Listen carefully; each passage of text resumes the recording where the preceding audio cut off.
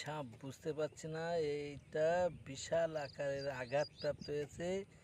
এই যে মাঠে এই কাটতে এসেছিলাম, তখন মনে করো আলকাটা অবস্থায় কোদালি আঘাতপ্রাপ্ত হয়েছে। এই এখন মনে করো যে মারা যাওয়ার সম্ভাবনাই বেশি। এই হচ্ছে মাঠ।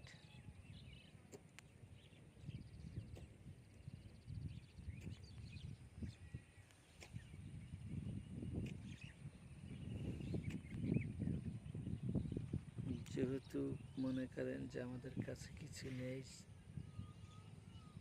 সেই জন্য আপনাদেরকে আমি সঠিক দেখে পাচ্ছি না, আর তেমন ভয়ও করছে। দেখা যাচ্ছে মাটির তলায় মাথা